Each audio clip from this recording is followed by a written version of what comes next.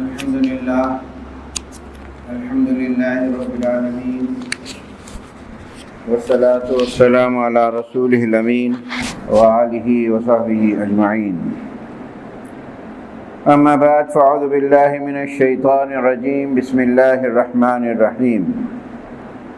إنا أنزلناه في ليلة القدر وما أدراك ما ليلة القدر.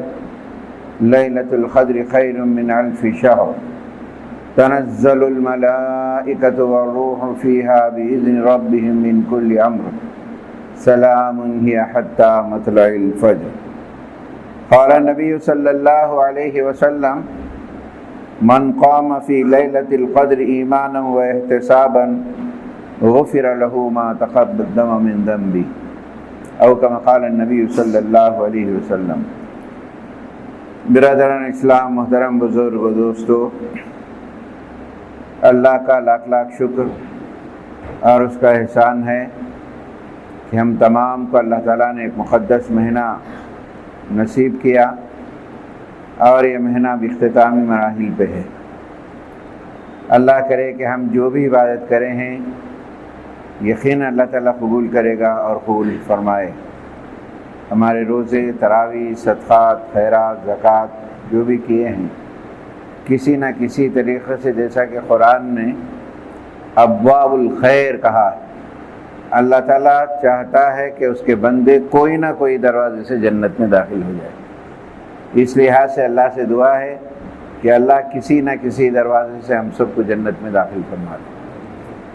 حضرات، رمضان کا جو آخری دن ہوتے ہیں، یقینی بات ہے طبیعت میں کمزوری بھی ہوتی ہے، موسم بھی سخت ہے، لیکن ایکٹیویٹیز جو ہے بڑھا دیے گئے ہیں. اس وجہ سے بڑھا دیے گئے ہیں کہ دیکھو اب ختم ہو رہا رمضان، اختتام کو پہنچ رہا ہے، تو آخری دنوں میں غفلتیں اور کوتاہیاں نہ کرو اور زیادہ اللہ کے قریب ہو جاؤ، کہ آخری دنوں کے اندر اللہ تعالیٰ جو ہے بہت قریب ہوتا ہے اور دعا رسول کرتا ہے. آخری دنوں میں جو ہمیں کرنا ہے، سب سے پہلی چیز تو آپ جانتے ہی ہیں شب قدر کے تعلق سے. شب قدر جس میں قرآن اترا، جس میں ہماری تقدیر کے فیصلے ہوتے ہیں، جبرائیل علیہ السلام فرشتوں کے ساتھ آتے ہیں، ہمارے بازو بیٹھتے ہیں، دعائیں کرتے ہیں، ایک سلامتی کا پیغام ہم سب کو دیتے ہیں. اس میں شب قدر کے تعلق سے آپ تمام جانتے ہیں، بار بار سنتے بھی ہیں کہ نبی کریم صلی اللہ علیہ وسلم نے فرمایا: تحیروا فی لیلۃ القدر. تحیروا کہا گیا ہے کہ تلاش کرو. تلاش کا لفظ اسی وقت استعمال ہوتا ہے جب کہ کوئی چیز آپ کو چھپا کے رکھ دی گئی ہے، اس کو تلاش کرو. آپ فکس نہیں کہی گئی ہے. تو ایسا یہ حدیثیں، مستند حدیثیں ہیں کہ آخری 10 دنوں کی تاخراتوں میں تم تلاش کرو. جتنا بھی ہو عبادت کریں گے. الحمدللہ سے 2-3 راتیں تو ہو گئی ہیں، اب 2 راتیں بچی ہیں کہ ان راتوں میں جو ہے عبادت کریں گے، تھوڑا قیام کرے، جو بھی دعا کرے اپنی سکت کے حساب سے، یقین اللہ تعالیٰ قبول کرے گا اور اس کا بڑا ثواب ہے. سورہ قرآن بھی اس میں اتارا گیا، تمام فضیلتیں. لیکن یہ بات غلط ہے کہ ایک ہی تاریخ کو متعین کر لینا جو ہمارا رواج ہے. نہیں بھی کرے تو مشکل ہے، ایسے رواج میں ہو گئے ہم. لیکن حقیقت میں دیکھا جائے تو مستند حدیثیں ہیں جس میں کہا گیا ہے کہ آخری کے 19 راتوں میں تم تلاش کرو، اس میں عبادت کرو جیسی چاہیے. حضرت عائشہ رضی اللہ تعالیٰ عنہ نے رسول اللہ صلی اللہ علیہ وسلم سے سوال کیا کہ اگر شب قدر مل جائے ہمیں کیا کرنا چاہیے. نبی کریم صلی اللہ علیہ وسلم نے ایک چھوٹی سی دعا سکھائی ہے، بالکل سیدھی دعا، شب قدر کی دعا: اللہم انک عفو تحب العفو فاعف عنا. اے اللہ، تو بہت معاف کرنے والا ہے اور معافی مانگنے والوں کو بڑا دوست بنا لیتا ہے، لہذا آج کی رات، آج کے دن تمام جو ہے نا ہم کو معاف کر دے، پچھلے کے تمام گناہ معاف کر دیے جاتے ہیں. تو یہ دعا سیدھی سادی دعا ہے. اور آخری دہا میں جو دعا کرنا ہے وہ ہے مغفرت کی دعا، استغفار پڑھنا. اور آخری دہا کی خوبی یہ بھی ہے کہ اس دہا کے اندر جہنم سے خلاصگی ہوتی ہے، تو قم من النار، اللہ تعالیٰ ہزاروں لاکھوں مسلمانوں کو، ایمان لانے والوں کو جہنم سے خلاصگی عنایت فرماتے ہیں۔ اللہ کرے کہ وہ دائرے میں ہم سب شامل ہو جائے، ہم سب کو ہمیشہ کے لیے جنت نصیب فرمائے، یہ دعا ہے۔ اور دوسرا مسئلہ آخری دنوں میں اعتکاف کا ہے۔ اعتکاف کرنا، ایک دن کا کرو، چند گھنٹے کا کرو، عورتیں اپنے گھروں میں کرو، اس کی بڑی فضیلت آئی ہے حدیث کے اندر۔ نبی کریم صلی اللہ علیہ وسلم اعتکاف فرماتے تھے۔ بعض وقت دوسرے کام بھی بڑے اہمیت کے ہوتے ہیں۔ طبرانی کی حدیث ہے، من شاء فی حاجت اخیہ وبلغ فیہا کان خیرا لہ من اعتکاف 10 سنین۔ اگر کوئی آدمی ایک مسلمان کی مدد کرتا ہے، اس کے لیے جاتا ہے، ٹائم دیتا ہے، اس کی مصیبت کو دور کرتا ہے، اسے بھی اعتکاف کا ثواب اللہ تعالیٰ دیتا ہے۔ اگر کوئی اعتکاف بیٹھتا ہے اللہ کی رضا کے لیے، اس کے اور اس کے درمیان 3 خنادق کا فاصلہ ہوتا ہے۔ سمجھے آپ؟ اعتکاف بیٹھنا مطلب یہ ہے کہ چند وقت نکال لے، 2 دن، 1 دن، جیسا بھی ہو، اپنے گھر میں یا جیسا بھی ہو، کہ ذرا دنیا سے کٹ کر، دنیا سے تعلقات کو تو اللہ سے راضی بن، زیادہ سے زیادہ قرآن پڑھنا، یہ اس کی بھی بڑی فضیلتیں آخری دنوں کے اندر یہ رکھا گیا ہے۔ پھر تیسرا بڑا اہم مسئلہ ہے آخری دنوں کے اندر صدقۃ الفطر۔ قد افلح من تزکا، وہ آدمی کامیاب ہو گیا، فلاح پا گیا، فلاح ہو گیا، فلاح پائیں گے نکاح گیا، پا گیا، یعنی کامیاب ہو گیا وہ شخص جس نے اپنے نفس کا تزکیہ کر لیا، صدقہ فطر ادا کیا، عید کی نماز پڑھا۔ صدقہ فطر بہت ضروری ہے، وقت سے پہلے ادا کریں، جس میں نبی کریم صلی اللہ علیہ وسلم نے فرمایا، بخاری مسلم کی حدیثیں ہیں، الصدقۃ الفطر واجبۃ علی کل مسلم من ذکر و انثی و حر۔ صدقہ فطر کمپلسری ہے، ہر آزاد پر، مرد پر، بچوں پر، سب کو بھی دینا ہے۔ اگر کوئی آدمی، فرض کیجئے عید کی نماز آپ کے پاس 8 بجے یا 9 بجے پڑھتے ہیں، صبح کے نماز کے بعد یا تھوڑا 2 گھنٹے پہلے کوئی بچہ پیدا ہوا، یہ اللہ کی نعمت ہے، اس کا بھی صدقہ فطر ادا کرنا ہے۔ تو اس کا مطلب ہے کہ ہر ایک کے طرف سے ہے صدقہ فطر، سمجھے آپ، کہ مرد ہیں، عورت ہے، بچے ہیں، ان کے نبی کریم صلی اللہ علیہ وسلم نے فرمایا واجبۃ، یہ واجب ہے، کمپلسری۔ کس کو دے؟ اور وجہ، ریزن کیا ہے؟ صدقۃ الفطر طہور للصائم۔ تو صدقہ فطر کی ایک خوبی یہ ہے، روزے کو اللہ تعالیٰ پورا پاک کر کے تمہیں ثواب بھی دینا چاہتا ہے۔ آپ روزہ، ہم روزہ رکھیں ہیں، کتنی بھی کوشش کرو، روزے میں غلطیاں ہو جاتی ہیں، زبان کی ہو جاتی، غیبت ہو جاتی، لغو ہو جاتا، کچھ بھی ہو جاتا ہے۔ صدقہ فطر کے ذریعے سے اللہ تعالیٰ اس کی تلافی کر کے پورا کا پورا ثواب دینا چاہتے ہیں۔ للطہور للصائم من اللغو والرفث، کہ بری باتیں یا کوئی بھی چیز ہو گئی ہے تو اس کے لیے جو ہے نا صدقہ فطر ہے۔ اور تیسری بات بھی امپورٹنٹ یہ ہے، وہ یاد رکھیں، من ادى قبل الصلاة فهي زکاة مقبولہ ومن اداها بعد الصلاة وهي من صدقات۔ صدقہ فطر کو نماز کو جانے سے پہلے ادا کرنا ضروری ہے۔ نماز کے بعد آپ ادا کریں گے تو آپ کا صدقہ فطر آپ پر رہے گا، وہ صدقات میں شمار ہوگا۔ نماز کو جانے سے احتیاطاً کیا ہے معلوم، 2-3 دن پہلے دے دینا چاہیے۔ 2-3 دن پہلے یاد نہیں رہتا کسی وجہ سے، ضروری ہے نماز کو جانے سے پہلے اس کی تقسیم کریں۔ صدقہ فطر کیا ہے، کس طریقے سے دیں؟ دیکھیں حضرات، صدقہ فطر نبی کریم صلی اللہ علیہ وسلم اپنے زمانے میں، اپنے دور میں جو دیتے تھے وہ اناج دیتے تھے۔ وہاں جو اناج کھاتے تھے وہ اناج دیتے تھے۔ بہتر یہ ہے کہ جو اناج ہم روزمرہ کھاتے ہیں اس کو صدقہ فطر کے طور پر دیں۔ فقہائے احناف کے پاس یہ گنجائش نکالی گئی کہ اگر آدمی کو پیسے کی ضرورت ہوتی ہے تو اس کو پیسے میں کنورٹ کر کے صدقہ فطر دے سکتے ہیں، سمجھے، اب دے سکتے ہیں، گنجائش نکالی۔ سب کا فطرہ ملا کے ایک کو بھی دے سکتے ہیں، الگ الگ دے سکتے ہیں، سب کو بھی دے سکتے ہیں۔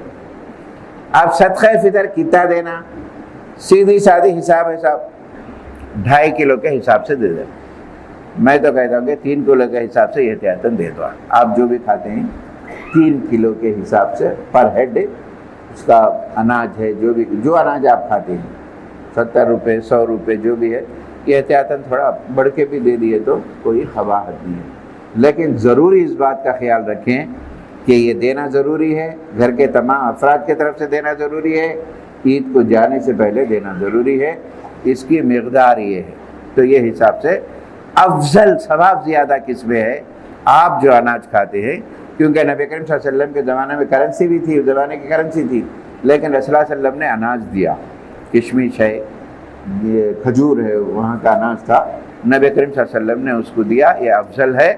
اگر کوئی دیتا ہے تو گنجائش ہے، گنجائش میں حکم میں بڑا فرق ہے، احتیاط کریے تھوڑا، یہ بول دیے وہ بول دیے مت بولیے۔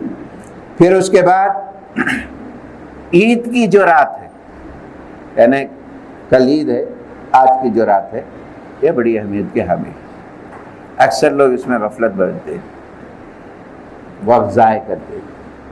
اس رات کو عبادت کرنا چاہیے۔ بعض نے اس کو لیلۃ الجائزہ کہا، یعنی پورا مہینہ جو کرے ہیں آپ، اس کا اللہ گفٹ دینے والا ہے تم کو، یہ رات، عید کی رات۔ نبی کریم صلی اللہ علیہ وسلم نے فرمایا جو عیدین کی رات اللہ کی عبادت کرتا ہے، محاسبہ بھی کر دے، محاسبہ کریں۔ سب سے بڑی بات، اللہ تیرا احسان ہے کہ رمضان دلایا، کتنے لوگوں کو نہیں معلوم، آئندہ سال رہیں گے نہیں معلوم، تیرا احسان ہے۔ ہم جو بھی بات اپنی حیثیت سے کرے ہیں، اللہ تو اس کو قبول کر لے۔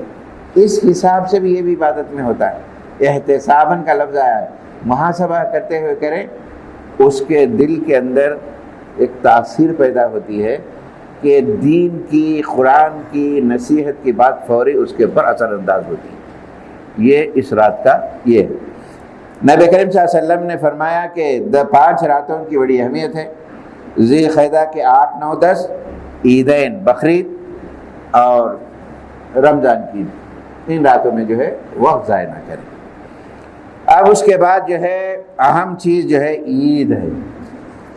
عید کا بڑا اہم تصور اسلام کا اور دوسرے اقوام کا اسلام پیش کرتا ہے۔ نبی کریم صلی اللہ علیہ وسلم نے فرمایا لِكُلِّ قَوْمٍ عید، ہر قوم کے لیے عید ہے، وَهَذَا عِيدُنَا، یہ ہماری عید ہے۔ ہماری عید کا طریقہ یہ ہے، پورا رمضان اللہ نے ہمیں یہ موقع دیا، کھلایا پلایا سب رہا، اس کی خوشی کے لیے ہم اظہار کرتے ہیں۔ انسان 2 کیفیتوں میں کچھ غلطیاں کر سکتا ہے، یہ خوشی کے موقع پر باہر آؤٹ آف کنٹرول ہو جاتا ہے، کبھی غم کے موقع پر بھی ہو جاتا ہے۔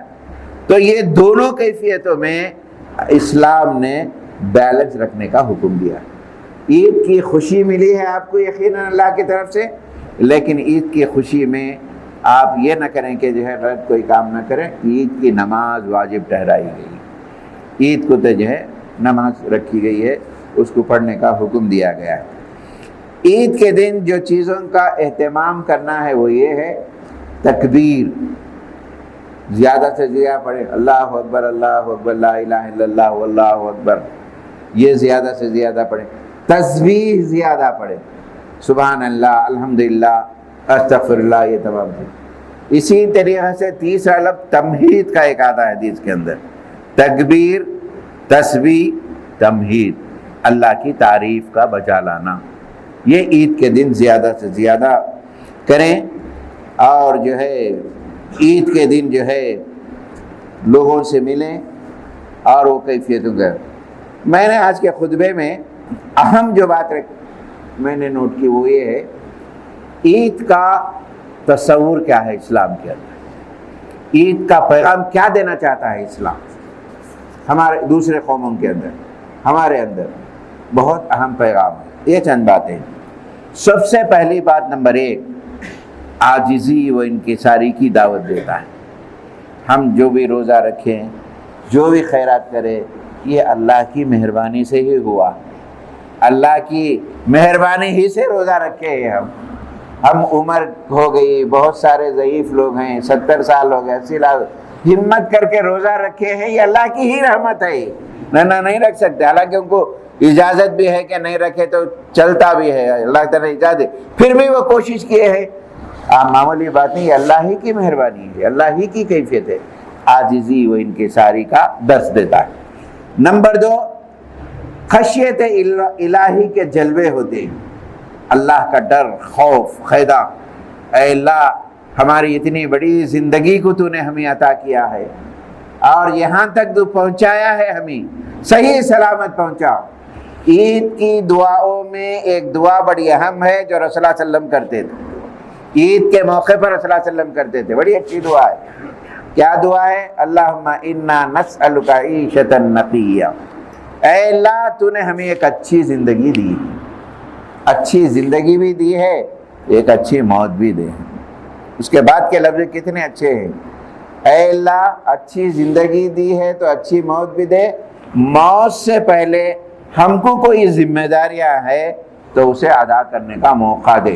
ذمہ داریاں تو ادا ہو کے لائف رہتے، ان کے نہیں، جو اہم ذمہ داریاں ہیں وہ سمجھے۔ اور اے اللہ موت سے پہلے ہمیں وصیت کرنا کا بھی موقع دیں۔ آپ کیا رکھے ہیں، کدھر رکھے ہیں؟ وصیت ہونا۔ حضرت یعقوب علیہ السلام جو ہے اپنے بیٹوں کو مرنے سے پہلے بلا کے بولے، بیٹے میرے مرنے کے بعد تم کیا کرو گے؟ سب نے کہا اے ابا جان آپ نے جس دین کے لیے کام کیا ہے وہی کام ہم آگے چلانے والے ہیں۔ ایک ایم ہوتا، ایک باپ ہوتا، خیر خیرات کرتا رہتا، اچھے کام کا سسٹمیٹک چلتا رہتا، بچوں سے امید رکھتا کہ سسٹم کو آگے بڑھاتے جائے۔ سمجھ میں آ رہی بات؟ وصیت کے لیے۔ اور تیسرا پیغام ایثار و مساوت کا ہے، ایک کوالٹی، امیر ہو، غریب ہو، رنگ ہو، نسل ہو، کوئی بھید بھاؤ ہمارے اندر نہیں۔ پہلے تو حکم اس واسطے دیا گیا، آپ عید کی نماز کو جا رہے ہیں تو غریب کا خیال رکھو۔ نبی کریم صلی اللہ علیہ وسلم ایک مرتبہ عید کی نماز پڑھ کے جا رہے تھے، چھوٹے چھوٹے بچے کھیل رہے ہیں، کپڑے پہنے ہیں، خوشی سے کھیل رہے ہیں، ایک کونے میں دیکھے کہ ایک بچہ بہت اپسیٹ ہو کے، مایوس ہو کے بیٹھا ہوا۔ رسول اللہ صلی اللہ علیہ وسلم اس کے پاس گئے، پوچھے بیٹے سب لوگ کھیل رہے ہیں عید کے موقع پر، آپ کیوں ایسے ہیں؟ اس بچے نے کہا کہ میرے ماں باپ کوئی بھی نہیں ہے، میرے ماں باپ نہیں ہیں، اس وجہ سے۔ رسول اللہ صلی اللہ علیہ وسلم اپنے گھر لے کے گئے، حضرت عائشہ رضی اللہ عنہا سے کہا اس کو نہلاؤ، کپڑے پہناؤ، اور یہ کام کرنے کے بعد اس کے پر چہرے پہ مسکراہٹ آ گئی۔ اس بچے سے نبی کریم صلی اللہ علیہ وسلم نے پوچھا، بیٹے کیا تم چاہتے ہو تمہارے باپ محمد بنے اور تمہاری ماں عائشہ بنے؟ یہ عید کا جو پیغام ہے مساوات کا پیغام، ایکوالٹی کا۔ ہم کتنے بڑے ہیں اللہ کے نزدیک ایک ہی ہے ہم۔ پھر چوتھا پیغام عید کا، ہمدردی اور غمساری کے نمونے پیش کریں۔ ہم سیدھی سادی عید منائیں۔ کئی مسلمان مارے گئے ہیں، کئی مسلمانوں کے پاس مسائل ہیں، ملک میں حالات بھی ہے اور دوسرے ممالک میں بھی ہیں، فلسطین کے مسائل ہیں، کئی چیزیں ہیں، اس کا ذرا احساس پیدا کریں، اے اللہ ان کو نہیں دیا ہم کو تو دیا ہے تو، ان کے لیے دعا تو کریں، ہم ان کو شہادت کر، ان کے ماں باپ کے لیے دعا کریں کہ ان کو استقامت نصیب ہے، جن کے بچے کھو گئے، سب کچھ ہو گیا ہے۔ یہ ہمدردی کا جذبہ ہونی چاہیے۔ نبی کریم صلی اللہ علیہ وسلم نے ایک مسلمان پہ حق کو جو بتایا ہے، کہیں کوئی مسلمان کو تکلیف دو اس کا درد ہمیں ہونی چاہیے۔ مسلمان تو مسلمان، کسی انسان کو بھی تکلیف ہوتی ہے اس کو ہم بے چینی محسوس کرتے ہیں، یہ مساوات کا پیغام۔ نمبر 5 اتحاد و اتحاد کا پیغام دیتا ہے عید۔ سب مل کے آئے، آپ کہاں کے رہیں گے، کدھر رہیں گے، آپ کے مسلک کیا ہوں گے، کچھ بھی ہوں گے، لیکن ایک یونٹی ہے۔ آپ سب سے زیادہ اتحاد کا مظاہرہ کریں۔ ہم الگ الگ ہو سکتے ہیں، ہماری جماعت الگ ہو سکتی ہے، ہمارے کام کے طریقے ہو سکتے ہیں، لیکن ہم پورے اعلاء کلمہ لا الہ کی بنیاد پر ہم ایک ہیں، قرآن کی بنیاد پر ہم ایک ہیں، ایک عقیدہ ہے ہمارا، ایک محمد صلی اللہ علیہ وسلم کے فالوور۔ دوسرے جو مسائل ہیں وہ آپ کے اختیار ہے، اس میں جانے کی ضرورت بھی نہیں ہے، سمجھیے، یہ پیغام دیا جاتا ہے۔ چھٹی چیز عید کے اندر خاندانی تعلقات کو قائم رکھیں. خاندان ہے تو سب کچھ ہے. شب قدر جیسی مقدس رات میں آپ عبادت کرتے ہیں، آپ دعا بھی کرتے ہیں، آپ کی دعا پینڈنگ کر دی جائے گی جب تک کہ آپ دوسرے رشتہ داروں سے قطع تعلق، ان سے معافیا مانگے، تعلقات ہیں تو ہماری دعا قبول نہیں ہوتی. صحیح. تو خاندانی نظام آج ٹوٹ رہا ہے، بکھر رہا ہے، غلط فہمیوں کی وجہ سے ہو رہا ہے، معمولی جھگڑوں کی وجہ سے ہو رہا ہے. خاندانی نظام کو مضبوط کرنے کے لیے کیا کر سکتے ہیں آپ کریے. آپ یہ بہت ضروری. عید کا پیغام یہ ہے، سلام کرے، تعلقات رہے، مبارکبادیاں دے. 7ویں چیز، غیر مسلم احباب کو بھی ہماری عید کی خوشی میں شامل کریں. شیر خورما بھیجیں یا کسی نہ کسی طریقے سے ان کو بھی شامل کریں. بتائیں ہمارے اندر کوئی یہ نہیں، ہم کسی اللہ کو ماننے والے ہیں، ہم سب ہمارے ذہنات بہت صاف ہیں، ہم نہیں چاہتے. یہ بھی مت سمجھیے کہ ہمارے غیر مسلم بھائی پورے خراب ہیں، یہ مت سمجھیے. 1-2% 5% ہوں گے، 99% اچھی ذہنیت کے حامل ہیں، وہ چاہتے ہیں اچھے رہیں. لیکن اس کے لیے ہمارا بھی طور طریقہ ہونی چاہیے. نفرت نہیں، محبت. نفرت اگر پھیلاتے ہیں تو ہم محبت بھی پھیلا سکتے ہیں. خاص کر عید کے موقع پر کاروباری حضرات ہو یا بزنس مینس ہو، اپنے تعلقات جو غیر قوم کے ساتھ ہیں، غیر مسلموں کے ساتھ ہیں، اس کو قائم کریں. عید کے موقع پر کچھ تحفہ بیچ کر یا اپنے گھر پہ بلا کر، یہ عید کا اہم پیغام ہے. اور ایک چیز، عید کی خوشی میں وہ عیدوں کو نہ بھولیں. خوشی کے موقع پر اللہ کی ناراضگیاں. عید کا دن ہوتا، عید کی نماز پڑھتے، وہاں سے نمازہ غائب، دیکھیں ناراض اللہ تعالیٰ، غلط سلط کام. عید خوشی ہے، وعید اللہ کی پنشمنٹ ہے. عید کی خوشی میں وعیدوں کو نہ بھولیں. پھر اس کے بعد جو ہے 9ویں چیز ہے، بچے کو عید کا پیغام سکھائیں. چھوٹے بچے ہمارے ہیں، ان کو بتائیں ہمارے بڑوں کے ساتھ کیسا سلوک کرنا، ان کے ساتھ محبت سے کیسے رہنا، ان کے مراتب کو بتائیں. نبی کریم صلی اللہ علیہ وسلم نے فرمایا، من لم یعقر کبیرنا من لم یرحم صغیرنا فلیس منا. جو بچے ہمارے بڑوں کی عزت نہیں کرتے، چھوٹوں پہ رحم نہیں کرتے، وہ دائرے اسلام سے باہر ہے. آج ہمارے بچوں کو، ہمارے بزرگ کو نہیں، ہمارے دادا کیا ہے، نانا کیا ہے، بزرگ، یہ سلیقہ بتائیں. اور محبت بھی کریں بچوں سے، پیار سے محبت کریں. عید کیا ہے، یہ سب چیزیں، یہ اسلام کا طریقہ ہے، تصور عید ہے.